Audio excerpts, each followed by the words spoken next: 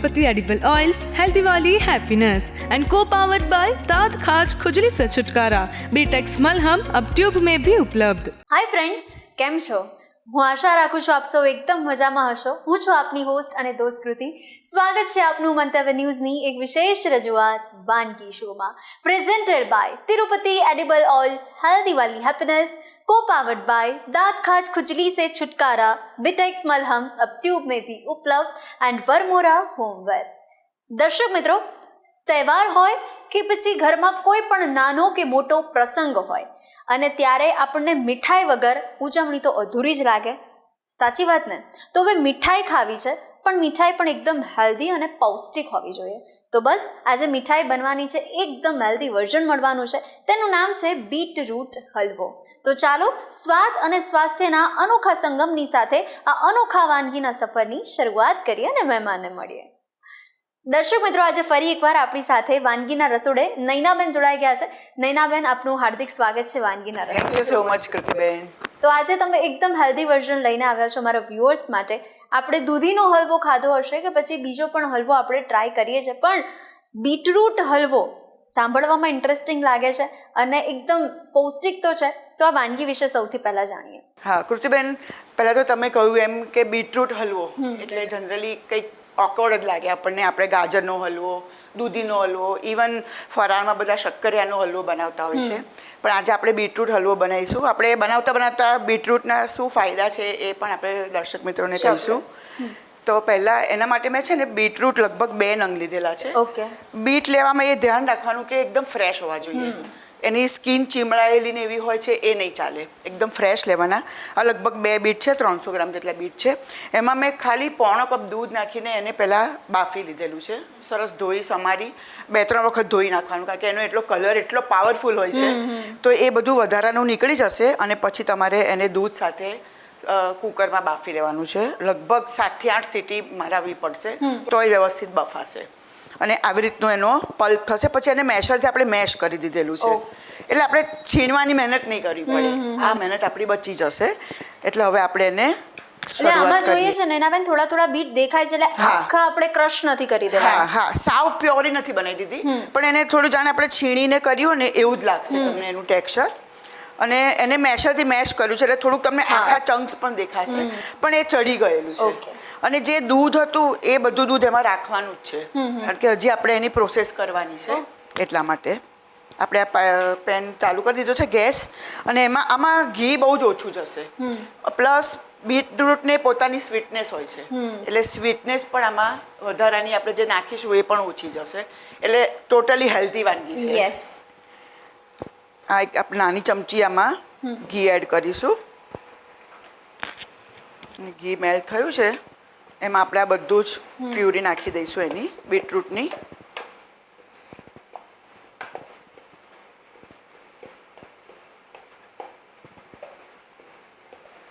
જે diet plan follow કરતા હોય ને, ત્યારે એમને કંઈક ગળ્યું ખાવાનું, કંઈક મીઠાઈ ખાવાની ઈચ્છા થઈ હોય ને પછી એવું થાય કે ચલો અત્યારે નથી ખાવું, અવોઇડ કરીએ. સાચી વાત છે. તમે આને અવોઇડ પણ નહીં કરી શકો. હા, શ્યોર.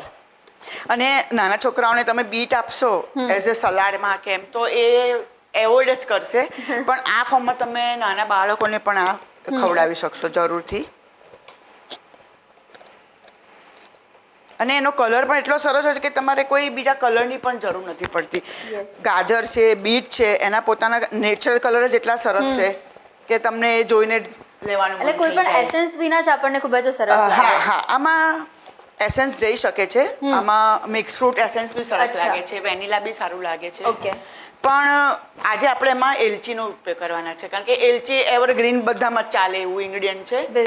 એટલે આપણે એમાં એલચી પાવડર નાખીશું. એના લીધે શું થશે કે થોડોક એનો સ્વાદ બદલાઈ જશે અને બાળકો એ ઇઝીલી લઈ શકશે.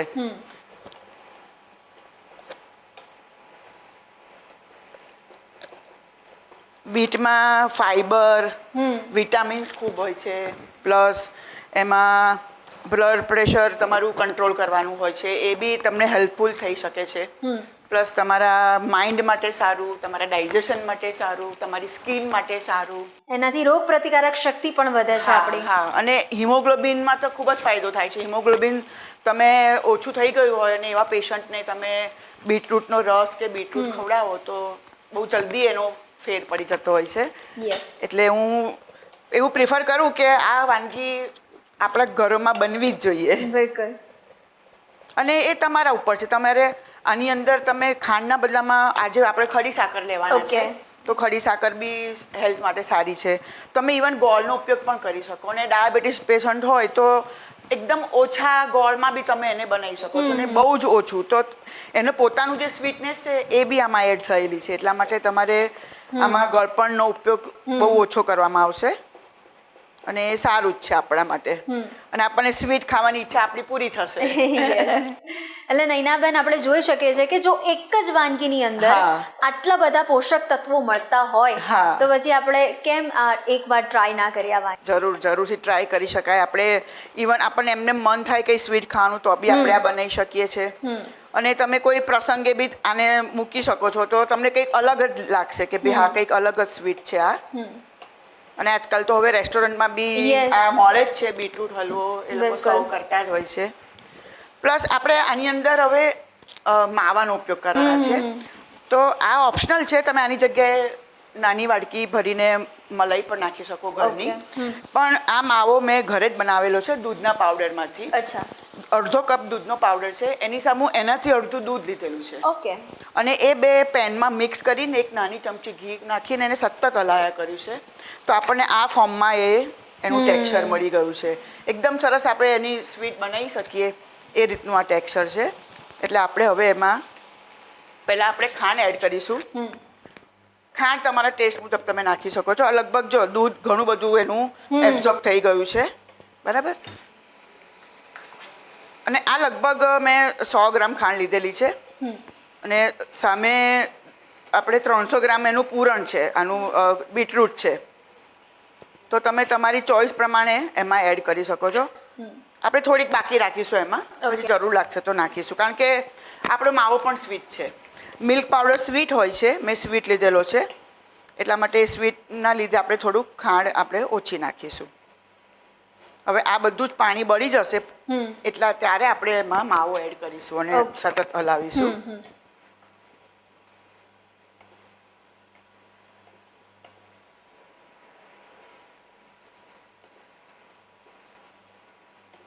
ઘણીવાર એવું બને કે તમે ફ્રેશ બીટરૂટ લો છો પણ તો પણ એને કદાચ બાફવામાં વાર લાગી શકે છે. એટલે એવું હોય તો તમારે ફરી એક વખત ચેક કરી લેવાનું. અને એમ લાગે કે ના હજી મેશરથી મેશ નથી થતું તો પણ તમારે ફરી એને 2-3 સીટી વગાડી લેવાની. પણ આમાં કહ્યું ને એમ દૂધ બહુ જ ઓછું જશે, દૂધની બહુ જરૂર નહીં પડે.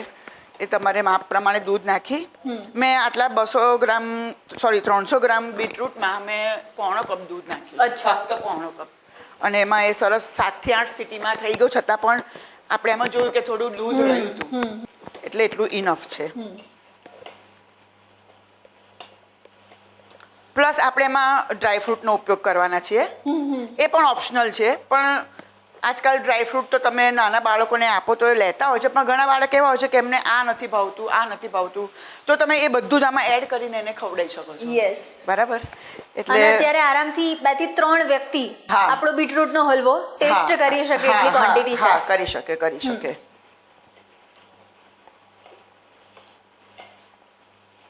અને આ તમે 1 દિવસ તો બહાર રાખી શકો છો, પણ પછી તમે ફ્રીજમાં 4-5 દિવસ સુધી એને રાખી શકો છો, સ્ટોર કરી શકો છો. એ સરસ રહે છે. કૃતિબેન, આમાં આપણું હવે જે પાણીનો કે દૂધનો ભાગ હતો એ બધો લગભગ ઓછો થઈ ગયો છે. તો આપણે પહેલાં હવે એમાં આપણે આ મિલ્ક પાવડર નાખીશું. એને થોડોક આવી રીતના ભાંગીને નાખવાનો છે. તમે જુઓ છો એકદમ સોફ્ટ છે. એટલે આપણે બહારથી બી માવો લાવવાની જરૂર ના પડે.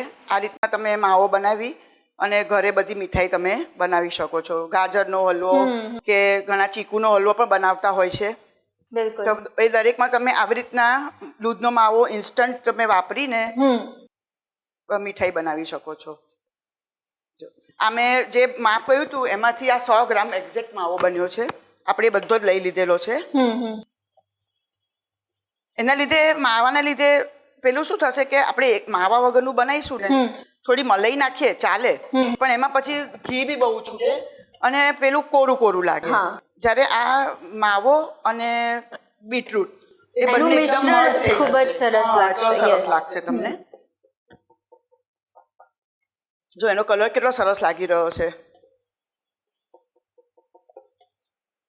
બસ આને હવે એનું જ્યાં સુધી બધું પાણી બળી જાય ત્યાં સુધી આપણે એને હલાવી. હવે આ સ્ટેજ ઉપર આપણે આ કાજુ છે, મેં કાજુના ટુકડા કરેલા છે. જેટલું ડ્રાયફ્રૂટ આપણે વધારે વાપરીએ એટલું વધારે સારું. તમે અખરોટ પણ લઈ શકો છો. મેં ખાલી આ કાજુ લીધેલા છે. એ કાજુને બી આપણે આવી રીતના એડ કરીશું અને થોડાક સતળાઈ જશે એટલે એનો ક્રન્ચી ટેસ્ટ આવશે. અને આ ઓપ્શનલ છે, તમારે ના યુઝ કરવો તો ભાઈ કંઈ વાંધો નહીં. આ ટોપરાનું છીણ છે એ થોડું તમને બાઇન્ડિંગ આપશે અને એનો થોડો ટેસ્ટ પણ સારો આવશે. તો આપણે આ 2 ટેબલ સ્પૂન જેટલું આમાં ટોપરાનું છીણ એડ કરીશું. ઓપ્શનલ છે, કોઈને ના ફાવતું હોય તો ના નાખો તો પણ ચાલે, પણ સારું લાગશે.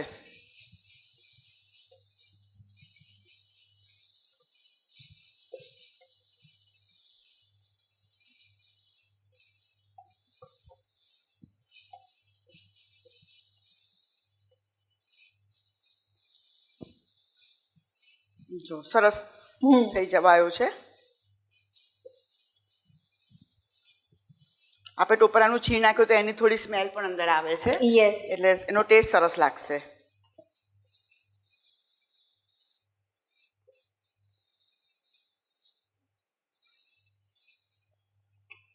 આપણે એને તરત જ યુઝ કરવો હોય તો પછી આપણે આ સ્ટેજ ઉપર એને યુઝ કરી શકીએ છીએ કે આવું ફોર્મ રાખવાનું. પણ આપણે જો થોડો વધારે ટાઈમ રાખવો હોય તો આપણે થોડુંક હજી પેન છોડે ત્યાં સુધી આપણે એને કૂક કરીએ છીએ. બાકી તમે આ જ ફોર્મમાં અત્યારે સર્વ કરી શકો છો. બાકી હલવાને જે ગરમા ગરમ ખાવાની જે મજા છે ને એ અલગ જ છે. સાચી વાત છે. આ હલવો ગરમ અને ઠંડો બંને સરસ લાગે છે. બિલકુલ.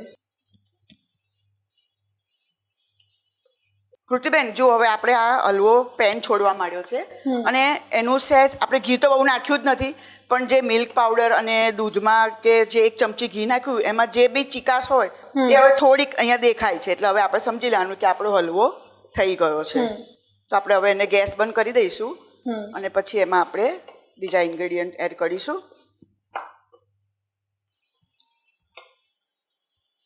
જો કાજુ અને બીટરૂટ એનું કલર કોમ્બિનેશન સરસ લાગે છે એટલા માટે મેં કાજુનો યુઝ કર્યો છે. હવે આપણે એમાં થોડું એલચી પાવડર એડ કરીશું. તમારા સ્વાદ મુજબ છે, તમને ના ફાવે તો તમે ના પણ નાખો તો પણ ચાલે, પણ કોઈ બી મીઠાઈ હોય તો આપણે એલચીનો યુઝ તો કરીએ જ છે, એટલા માટે મેં આ એલચી લીધી છે એમાં.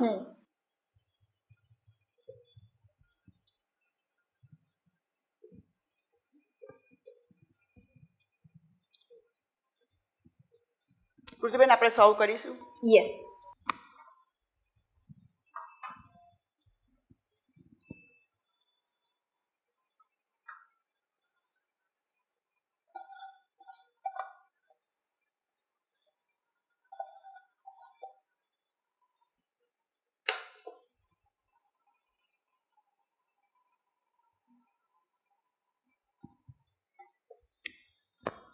હવે આપણે આ બદામ પિસ્તાની કતરણથી એને ગાર્નિશ કરીશું.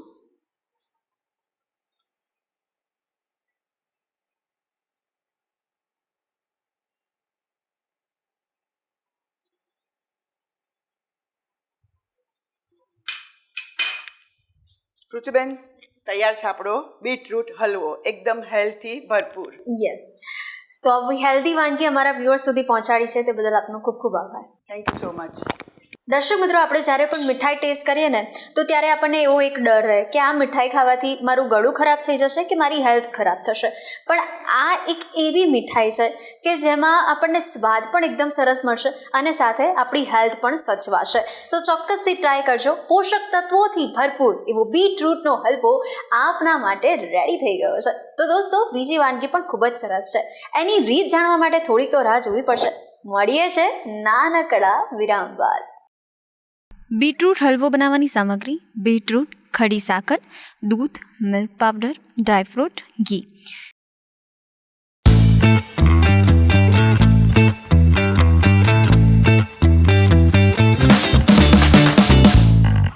Presented by Tirupati Edible Oils, Healthy Valley Happiness and co-powered by Tad Khaj Khujli से छुटकारा, बीटेक्स मलहम अब ट्यूब में भी उपलब्ध।